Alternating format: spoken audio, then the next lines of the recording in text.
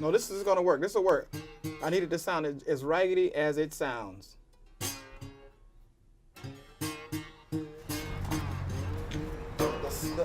This is what I call the hot sauce. You know what I'm saying? This is the stuff that my little trinklets that be like, oh, what is that? It's like a one-man band here. At least tonight it is. It's gonna be a good one. I always gotta figure out where everything is all over again for every project.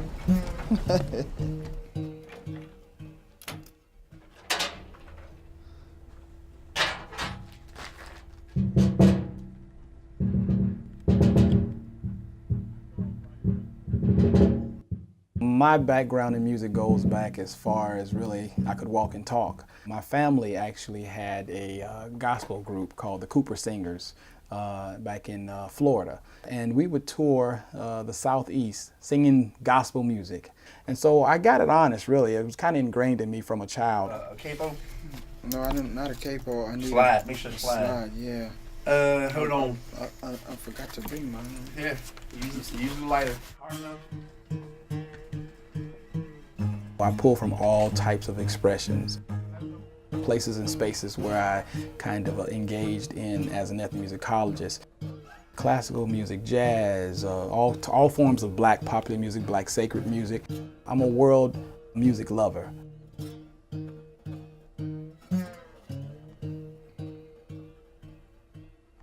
Does it sound like Gut Bucket? Does it sound like Johnny Hooker? I try to take as much of things from outside our daily environments and put those into my scores as well. So they're really intimate scores, very earthy. I love sounds of doors, like literally. I love listening to car engines hum. Keep your ears open to life, right? And make music out of that. When I first started writing scores, I thought I was just going to write some music for film, but what music meant to me at that time was a song. How sweet it is to be loved by y'all. Don't y'all love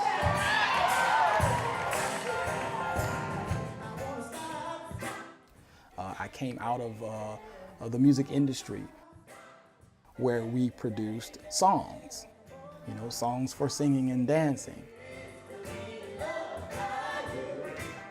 We write music now, and in terms of how I transitioned, I see music as a conveyor of the themes that we see in the film. He doesn't write songs anymore. He writes a bed of music that just can then take viewers' emotions to new heights, good and bad. Music can actually be a part of the scene as an actual character. We see that, you know, early on with, you know, Wagner operas. We see, of course, the great composer John Williams, you know, the Jaws, da, da, da, da, da. I mean, when you hear that, you start looking for sharks, you know what I mean? You know, that's a character. I think I've grown to understand that. I'm still growing to understand how the film essentially tells you what it needs to hear, and, you know, how you need to marry a certain sound with what we see. He can keep the viewers right there on their seat all the way through, and then brings it home at the end. And to me, what he has given to this film has taken it to a whole different level. 1, 2, 3, and howdy, howdy, howdy, howdy. Howdy, howdy, howdy, howdy. Oh, skip my beat. Oh, skip my beat. Howdy, howdy, howdy, ho. Howdy, howdy, howdy, ho. Oh, skip my beat. Oh, skip my beat. Howdy. Howdy. Oh. Ho. Howdy. Howdy. Every time I feel the spirit moving in my heart, I pray. Jordan River, Chilean. I had worked with Angela Brown, and we did A Night at the Walker. Angela Brown is a phenomenal opera singer, and so I was accompanying her that night for that particular documentary, which was also produced by WFYI. Through that particular performance, I got to know the producers, people like Bob Williams and Clayton Taylor. And so they asked me, Clayton and Bob just simply asked me, hey, do you write music for film? I've never been one to shy away from any new musical experiences or artistic experiences. And so I said yes. And having not written music for film, I prayed very hard. And I literally asked God to teach me how to write this music for film. And he did.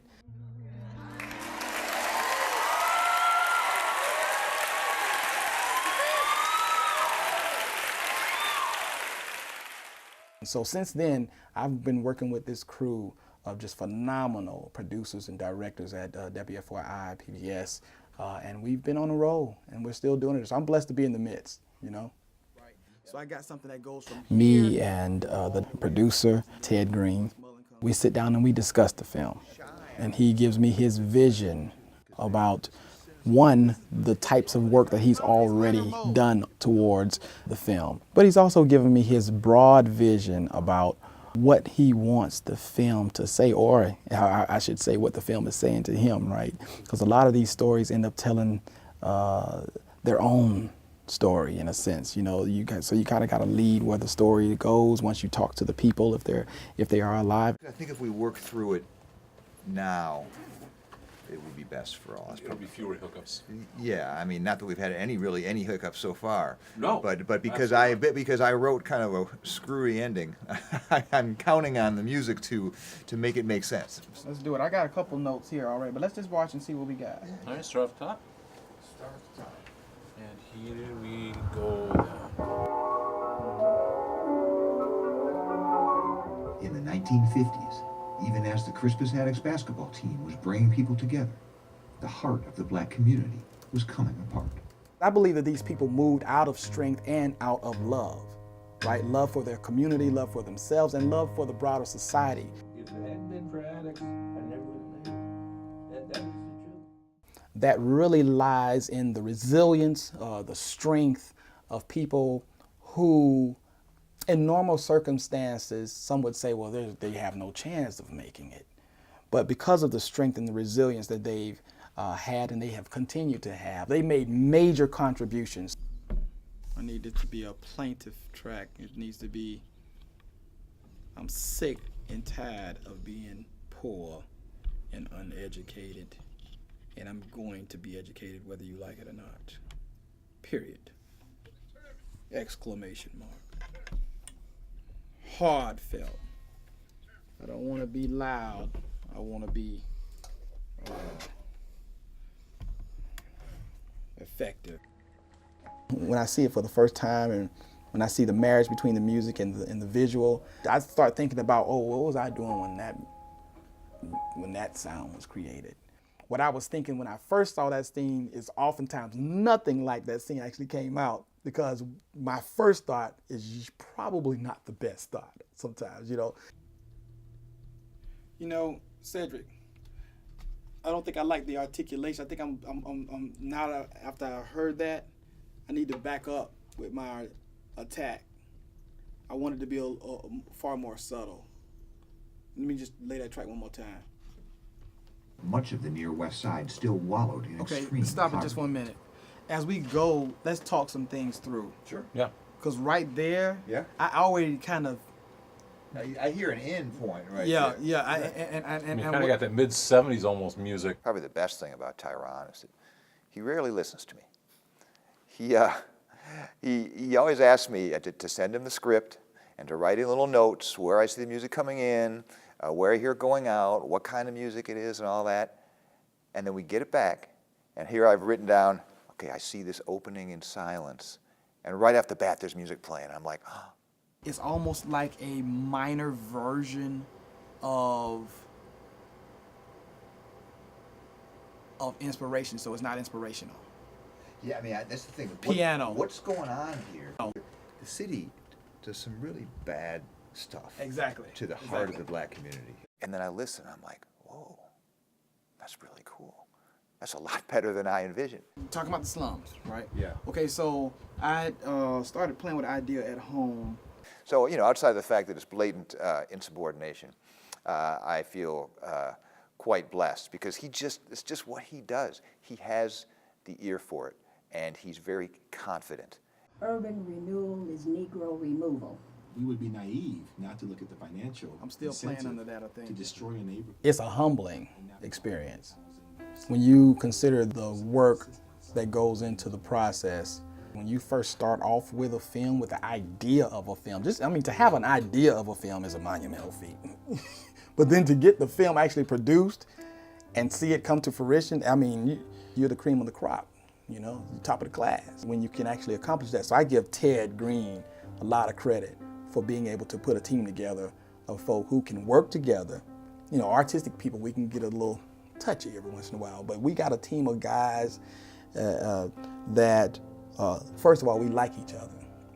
And we've grown up together, and they've allowed me to grow. I might be the late one in the bunch. So if you think about the first part of the film, part one, the theme. Yeah. Well, I could. Oh, yeah, I think that could really, really work well. Right. I'm doing that. I'm bringing that melody back with piano. I want to bring back that theme because we're bringing it home now. You've come up with some fantastic ideas for this, Tyron. So Yeah, you really have. Every project that I've done with Ted so far has been projects that are meaningful to humanity.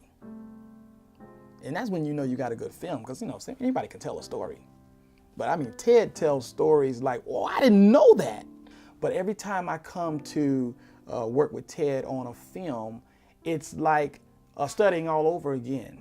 When I hear the music with the video for the first time, those are usually the very best days that I have. You work so hard, you research so much, you try to put these voices together and the imagery together, and it's great. But then all of a sudden the music comes in and you're like, wow, now we have a film. Now we have something that will connect with viewers. So those are really the best moments of my job. There's a certain type of a revelation that I experience when I engage these films, because I think the stories become real to me, because we're actually dealing with the real lived experience, the people that have actually done it. Everything that I will ever achieve in life came because I attended Crispus Attucks High School. This school means so much to the city, to the state, to the nation, because it shows what can be done. We get to touch them, we get to feel them, we get to to make the soundscape for their life, and share those experiences broadly. So I think it's a great experience. I'm just humbled to be a part of it.